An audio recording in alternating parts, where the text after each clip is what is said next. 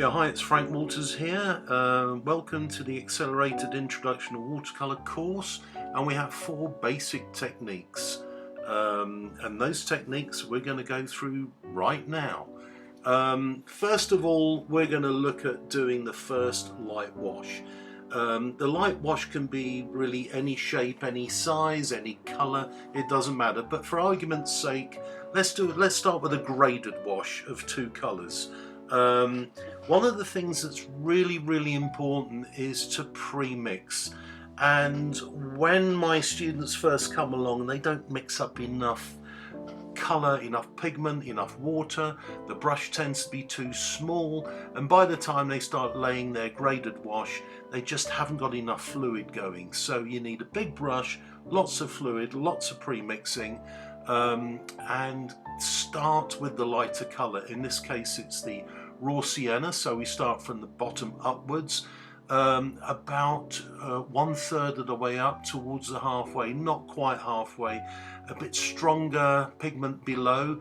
Now we clean the brush and we go into the cerulean blue and we pull down the paper, keep going down, keep loads and loads of pigment.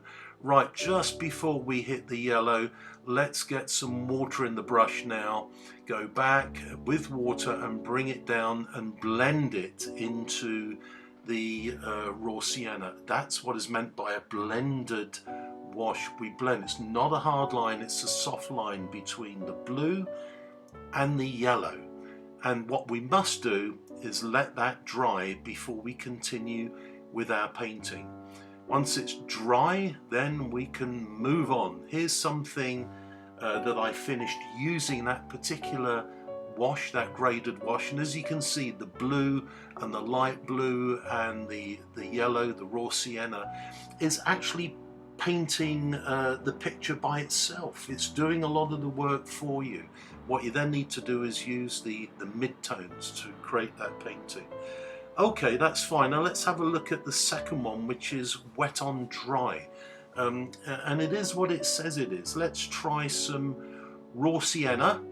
A nice blob of raw sienna will make up a little square of it. It's really important with wet on dry that the original does dry. Otherwise it will end up being wet in wet, and we'll come on to that in a second. So here we are, we've finished our raw sienna. You must let it dry, and here it is. It's now dry, I think. Let me just check this. Yep, it's dry. So what we're now going to do is get a nice big heavy brush of our cerulean blue, nice transparent glaze. This is sometimes called glazing. And it will only work if this is dry. And then you have a lovely rich transparent glaze above the original colour, and that's called wet on dry or glazing. That's very important. The next one is we'll start again with some raw sienna. Mix up lots of raw sienna there, nice big brush full of it. Let's make up that little rectangle again as we did last time. Okay, a bit more in here, a bit more pigment. Try not to always keep things flat with watercolour, get variation going. You're not painting a wall in a kitchen, you're doing a watercolour. Now, while that's still wet, and this is obvious difference between wet on dry, this is now wet in wet. It's still wet, I've got some blue, the cerulean blue, and look, it starts to run. It has a bit of a mind of its own. It's great if you want to diffuse certain things like trees in the background going off into the mist. A wonderful diffuse way of painting wet in wet. Again, I'm lifting off a little bit here with some clean water, showing that it's very pliable. You can do all sorts of things. Let's try a little bit of cad red in there as well while we're at it, just to show how a different colour would work. Again, this is purely abstract. I'm not trying to create anything at all here. I'm just showing you the technique. That's really quite important.